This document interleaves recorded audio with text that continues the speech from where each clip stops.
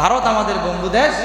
যে সময় আমাদের পানির প্রয়োজন আমাদেরকে একবারে পানি না দিয়ে একবারে শেষ করে দেয়, যে সময় প্রয়োজন নাই একবারে পানি দিয়ে ভাসায় দেয়। কথা বলেন ঠিক কিনা? এটা বন্ধুর আলামত। বিগত সরকারের কারণে এই বন্ধুদের কুকর্ম নিয়ে আমরা আলোচনা করতে পারি নাই, কিন্তু স্পষ্ট হয়ে গেল যে এরা আমাদের বন্ধুরা, এই মুশরিকরা হচ্ছে আমাদের চিরন্তন দুশমন। কথা বলেন ঠিক কিনা?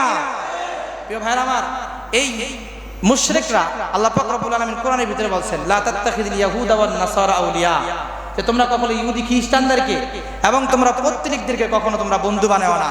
বন্ধুর স্লোগান দিচ্ছেন আমরা, আল্লাহ বলছেন ইহুদ খ্রিস্টান পৌত্তলিক মুসলমান বা মুসলমান রাষ্ট্রের বন্ধু হতে পারে না। যারা বন্ধু বলেছে স্বার্থের জন্য বলেছে। কথা বলেন ঠিক কিনা? আমাদের দেশকে লুটিয়ে খাওয়ার জন্য বলেছে। কথা বলেন ঠিক কিনা?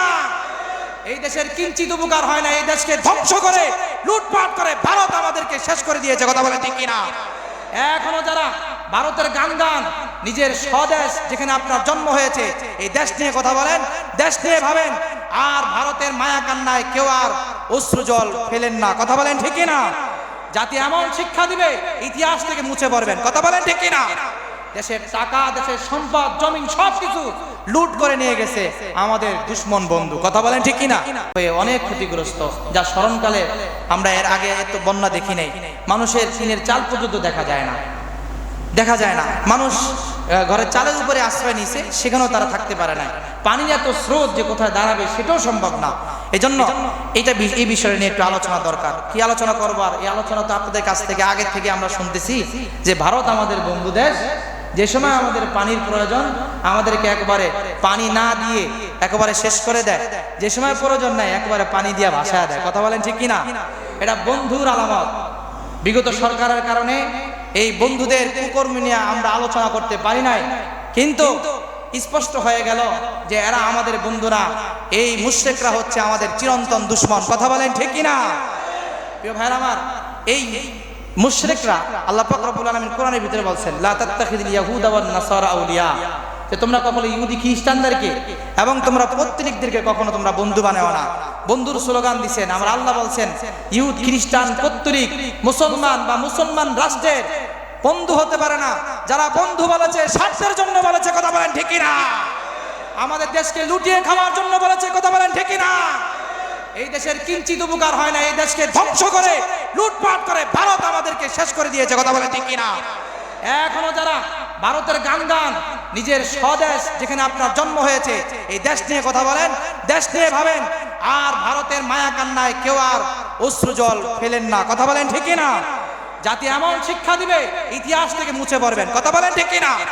দেশের টাকা, দেশের সম্পদ, জমিন সবকিছু লুট করে নিয়ে গেছে আমাদের দুশমন বন্ধু। কথা বলেন ঠিক কিনা? দুশমন বন্ধু বলতে বাধ্য হই। প্রিয় ভাইরা আমার, অনেক মুসল্লিরা একটু বলে, হুজুর আপনি একটু কথাগুলা একটু নরম বললেই তো হয়।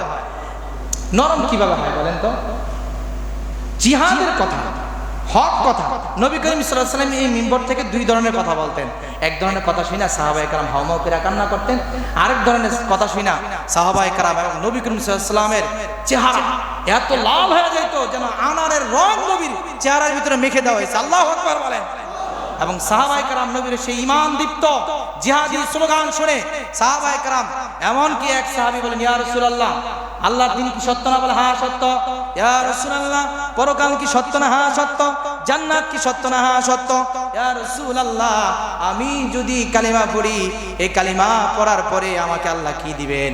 বলে শোনো, তুমি যদি কালিমা পড়ো, এই কালিমা পড়লে আল্লাহ তাআলা এই দুনিয়ার সমপরিমাণ 10 দুনিয়ার সমপরিমাণ একটা জান্নাত আল্লাহ তোমাদের দান করবেন। বলেন আল্লাহু আকবার।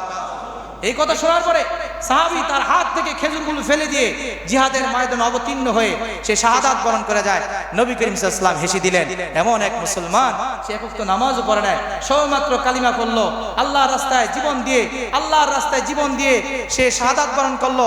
জান্নাতের ফেরেশতারা তার রূহটাকে নেওয়ার জন্য এভাবে তারা হামলে পড়ছে বা ভিড় জমাচ্ছে। বলেন আল্লাহু আকবার। প্রিয় ভাইরা আমার, এই জন্য ইসলাম কি শিক্ষা দেয়? আজ আপনাদের ভয়ে এবং আপনাদের দুইজনের কথা যদি সত্য কথা থেকে আমাদেরকে দূরে রাখেন। আমি না গত সপ্তাহে বললাম যে হযরত ওমর রাদিয়াল্লাহু তাআলা আনহুকে একজন বলল যে, ওমর, তোমার যদি কোনো ভুল ত্রুটি আমরা দেখি, আমার তরবারি দিয়ে ঠিক করে দিব। একজন বলল, খবরদার, তোমার এত বড় সাহস, তুমি ওমরের বিরুদ্ধে এভাবে কথা বলতে পারলা? তখন ওমর বলল, না না না, তাকে বলতে দাও, তাকে বলতে দাও, আমাদেরকে শুনতে দাও। তার বলার ভিতরে আমাদের কামিয়াবি, তাদের কথা শোনার মধ্যে আমাদের কামিয়াবি। বলেন আল্লাহু আকবার। এজন্য যারা শাসক হবে তাদের জনগণের কথা শুনতে হবে। আল্লাহ তৌফিক দান করেন, বলেন আমিন।